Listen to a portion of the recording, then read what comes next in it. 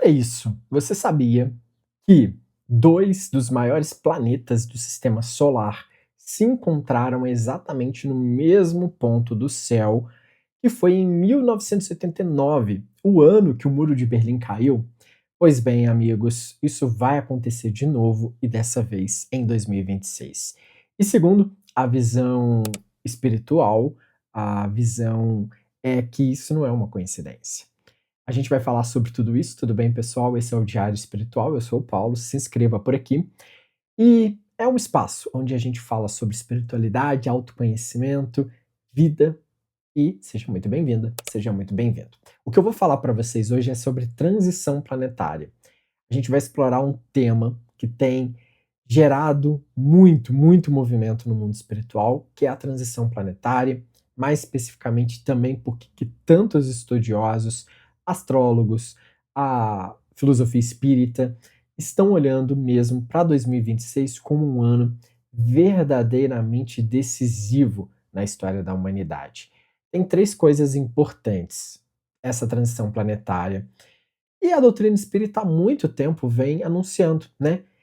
O que exatamente está acontecendo no céu e na energia do planeta nesse ano? Como que cada um de nós também pode se preparar para esse momento, né? A transição já está entre nós, não tem como a gente fugir disso, né? Isso é um processo de caminho, de evolução, de mudança. Olha, a Terra está mudando e nós também junto com ela. É importante a gente entender o que é de verdade nessa transição planetária, né? A transição planetária é um conceito que aparece muito forte pelo Allan Kardec também lá no século XIX, tá? E depois, 18 a 19, né? E depois desenvolvida pelas comunicações do Espírito Emmanuel, e se manifestou também através do Chico Xavier. Todo esse caminho ali de vários movimentos foram sendo trazidos para a gente a respeito da transição. E aí, segundo a doutrina espírita, a Terra não é um planeta estático. Ela passa por fases de evolução, assim como nós. E agora, segundo esses ensinamentos, tanto do Kardec quanto do Chico, a gente está na fase mais importante e mais intensa da história do planeta. Mas isso não é uma exclusividade do Espiritismo, não, porque várias tradições também ao redor do mundo falam sobre esse ciclo de mudança, né? Os indígenas, os maias, as tradições budistas, todos eles apontam também para essa ideia de que a humanidade está nesse movimento de transição. Mas essa transição, segundo o Espiritismo, é que a Terra está passando de um planeta chamado de mundo de provas e expiações para esse planeta de regeneração.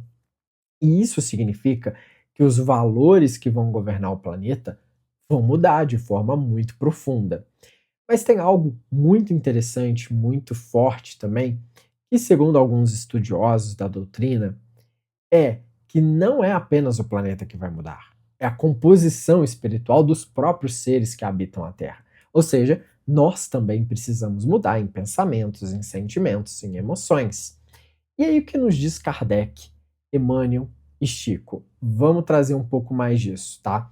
O Allan Kardec, eh, ele já anunciava e falava que a humanidade entraria nesse período de transição profunda e transformação. No livro O Evangelho segundo o Espiritismo, ele escreveu que não é apenas a inteligência que os homens precisam desenvolver, mas elevar o sentimento, e que para isso seria necessário destruir tudo que alimenta o egoísmo e o orgulho. Décadas depois, o espírito Emmanuel, ao se comunicar ali com Chico Xavier, ele trouxe muitas informações ainda mais específicas sobre essa transição, inclusive a data limite. Uma das informações muito discutidas no meio espírita é a chamada, né, a data limite aí que o Chico mencionou. Segundo a comunicação do espírito Emmanuel, Jesus teria estabelecido uma condição que, se as nações mais desenvolvidas da Terra conseguissem viver por 50 anos sem lançarem a uma guerra nuclear, o planeta seria admitido na comunidade planetária do Sistema Solar como um mundo em regeneração. Então, essa condição foi estabelecida em 1969 e o prazo se encerraria em 2019. Segundo alguns estudiosos da doutrina, isso não significa que a transição não aconteceu, mas sim que a partir daquele momento o processo se intensificou de uma forma muito significativa. Tem um outro dado muito importante numa entrevista lá no programa Pinga Fogo, em 1971, que Chico mencionou que, segundo Emmanuel, a Terra passaria para a categoria de mundo de regeneração por volta de 2057. Em outras palavras, a gente está dentro da janela mais crítica da transição. É só a gente ver, né? O momento atual, segundo os estudiosos, é que a gente está na ebulição de crenças, né, de sombras. Ou seja, as pessoas estão atacando muito mais umas às outras, porque elas estão vendo muito as sombras uma das outras é, sobre elas. Então, esse é um momento muito forte de transição e que em muitas partes da doutrina a gente já sabia que isso iria acontecer. Lembra que eu mencionei que não é apenas o planeta que vai mudar, né, mas as energias de 2026, mas o que está acontecendo em 2026? Por que esse ano é muito forte e torna esse ano, dentro desse processo, muito maior? Vem de vários movimentos no céu, né? Primeiro vamos falar dessa astrologia. Segundo alguns estudiosos, esse ciclo planetário, né, entre os planetas de Saturno e Netuno são historicamente os grandes motores das transformações coletivas na Terra. E aí o que acontece logo depois do Carnaval, no dia 20 de fevereiro de 2026? A gente vai ter Saturno e Netuno se encontrando em uma conjunção exata, ou seja, no mesmo ponto exato do céu, no grau zero de signo de Áries. O grau zero é considerado um grau crítico na astrologia. É um ponto de absoluto início.